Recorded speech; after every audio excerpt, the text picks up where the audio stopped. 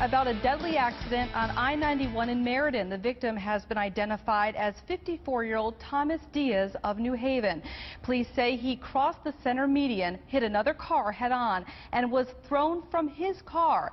3 others had minor injuries. The crash happened right around 4 o'clock yesterday afternoon near exit 16. The road was closed northbound for several hours. Good evening. Welcome to 22 News at 11. I'm Matt Karen. We begin with breaking news in Springfield. At least one person has been shot in the city's Bay neighborhood. Springfield Police Lieutenant Mark Rowland told 22 News the city's shot spotter activation system recorded 10 gunshots, but callers reported as many as 17 shots fired in the area of Kenyon Street. A victim was found at 31 Acorn Street. It happened at about 9:15 tonight. The victim was rushed to Bay State Medical Center. We'll continue to follow this story and bring you any updates on air and online at WWLP.com. Bad crash in Phoenix off the Loop 101 and 7th Street. Phoenix police telling us that a pedestrian was hit by a car. ABC 15's Chris Groh just getting to the scene. And Chris, what are you learning so far? Well, Kim, all of 7th Street right here between Utopia Road and all the way down to Loop 101 closed right now. There is no traffic going down through this area at all. In fact, we can see a lot of the first responders there. I want to show you just how backed up all of this area is right now. We've actually got a Phoenix bus here that is not able to move right now because it's got nowhere to go. But we just checked in with Phoenix police to see if we get an update on the status of that pedestrian that's been involved in this accident, if they know what's going on. But we just got here on scene. We're still waiting to hear back from Phoenix police about how all of this started, but they're telling us they expect this area to be closed for hours. So if you travel this area, avoid it at this time because 7th Street all the way from Utopia Road to the Loop 101 is going to be closed while this investigation is ongoing. Guys? And we hope that pedestrian is okay tonight. Chris, keep us updated. Thank you. Thanks for that update. And all new tonight, a family's cry for justice 10 years after their son was murdered. On October 20th, 2006, 27-year-old Jermaine Johnson, a father of 2, shot to death in Phoenix. It all happened when he was walking with 2 friends down an alley near 40th Street and McDowell. Police say Johnson had a confrontation with the same suspects a week earlier, and shots were also fired then. Today, his family is still waiting for answers.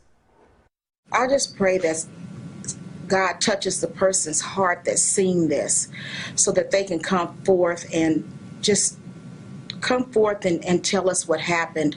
We need some closure in our family. 10 years later, and police describing these murderers as black, between 18 and 25, one possibly with the nickname Xavier, the other one possibly nicknamed Manic. Call Silent Witness at 480-WITNESS if you have any information.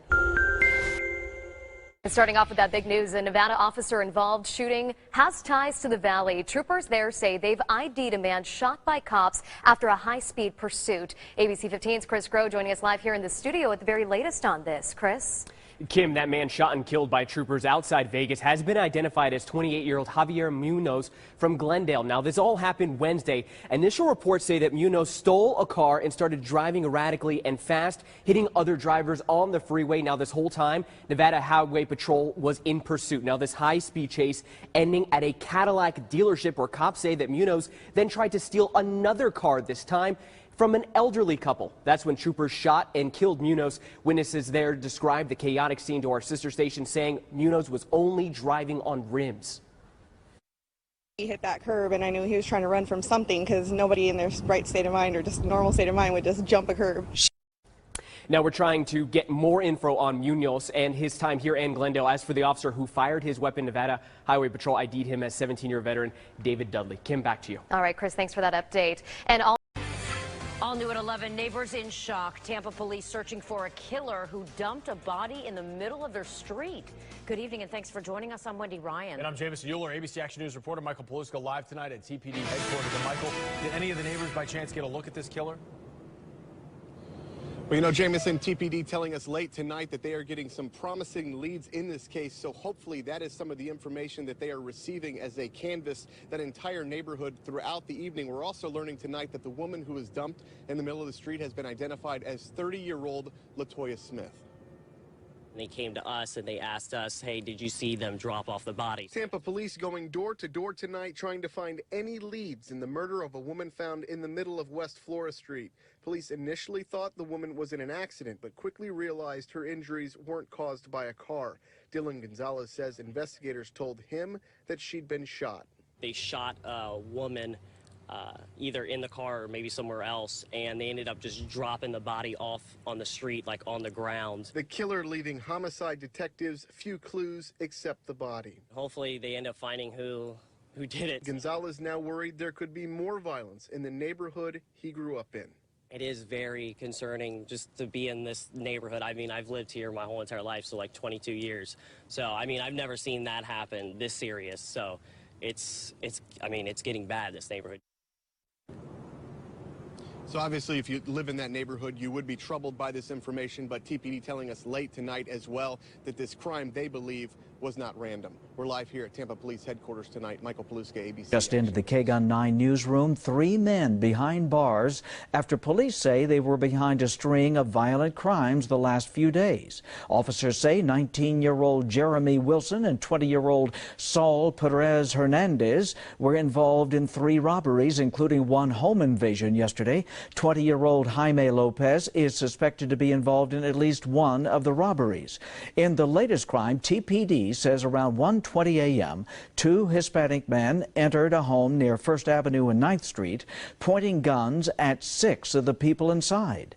One of the suspects stole a cell phone, and officers were able to track them down through an app on the victim's Breaking phone. overnight, a man is in the hospital after crashing his car in East Tulsa. Police say the man was driving on 41st near South 145th East Avenue when his car left the road. Police say the driver overcorrected and hit a fence. Part of that fence came through the roof and hit the driver in the head. Police say he appears to be okay, as well as a passenger was not hurt. Police say he was speeding when he Good crashed. evening to you. Just into our newsroom tonight, new video of a man's deadly confrontation with Tulsa police. A witness posted this cell phone video on YouTube. We've frozen the clip just before police opened fire, but we've left the audio up so you can hear what happened. Here's a portion of the full video you can watch on KJRH.com.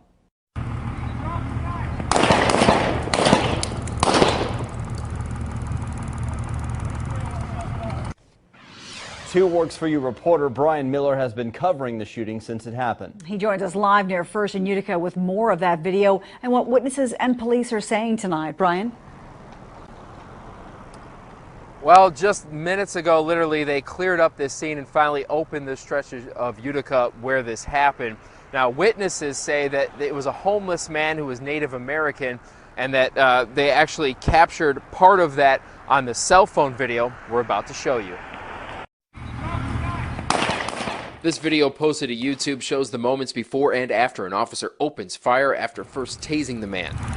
No reason to walk around the night, but they just tased him and shot him 3 times. Later, our camera captures crews performing chest compressions on the victim. Moments later, the ambulance pulls away. They did tell him to drop the knife, but he wouldn't drop the knife. His knife's over in one location, and he's dead in another location, so explain that. Police say it began when the suspect pulled a knife on a couple selling a car in a nearby lot. At least 2 people called 911 and officers responded to find the man walking around with the knife. Police wouldn't say how big the knife was. Maybe a 3-inch knife. It's a very small pocket knife. I mean, all over a pocket knife. Police say you can't compare this deadly shooting with others because each situation is unique. Every shooting is different. Every officer involved shooting, there's no 2 officer involved shootings that are alive. Well, as this investigation continues, police say they're going to check the dash cam video of both of the officers who originally responded to this call to see if they captured that on video. Meanwhile, witnesses say that man seemed to be drunk, but of course police could not confirm that. That's also part of this active investigation. For now, reporting live in Tulsa, Brian Miller, 2 Works for You. And going in depth, here in the U.S., a total of 509 citizens have been killed this year alone by police.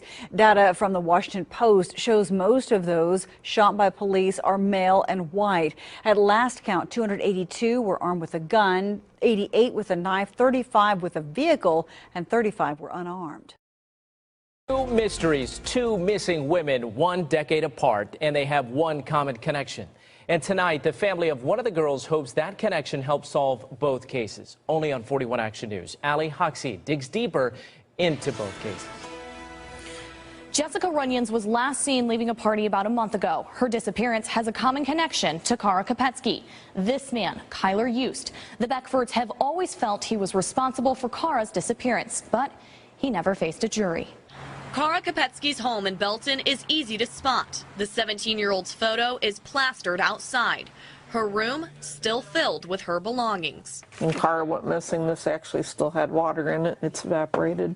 It was May 4th, 2007. That morning, Kara forgot her textbook at home. I told her I would bring the book up to school and wash her clothes. And, of course, you tell your kid, like you do every time you talk to him, you know that you love him and you'll see him later. But later never came. Kara didn't come home from school. She didn't show up for her part-time job.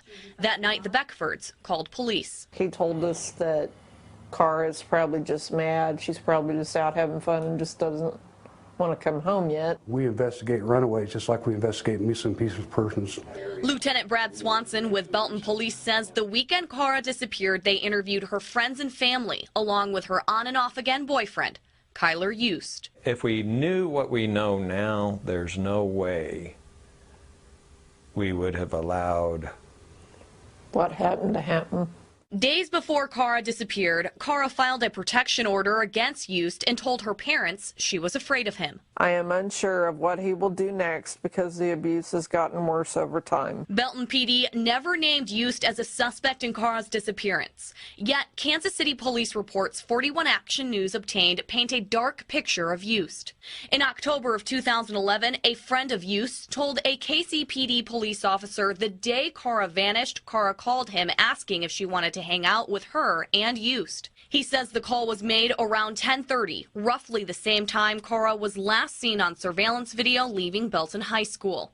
The friend told his girlfriend Yost later told him not to tell anyone he was with Kara that day. In a separate interview that same month, another friend of Yost states the day after Kara disappeared, Yost came over wanting a change of clothing. Multiple reports state Yost admitted to his friends he killed Kara. A different friend told police Yost told him he killed Kara in the winter of 2007.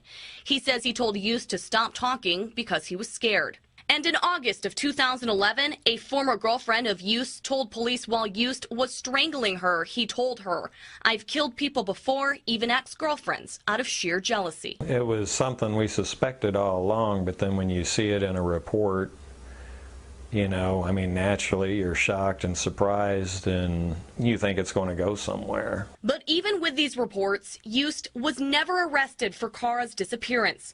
Lieutenant Swanson says the police reports would not hold up in front of a jury without a crime scene or body. All you have is somebody saying they did something.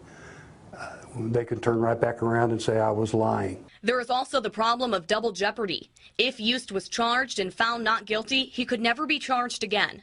It's a risk the Beckfords are willing to take. I feel circumstantially, I feel we have a very strong case.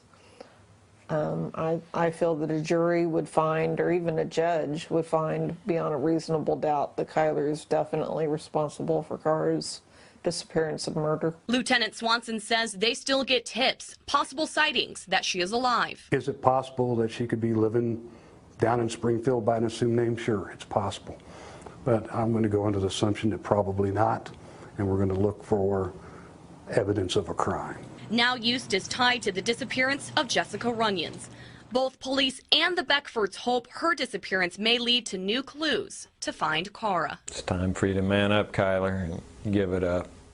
Belton police and the Beckfords tell us they are hopeful the investigation into Runyon's disappearance may lead to new clues in finding Kara. In studio, Ali Hoxie, 41 Action News.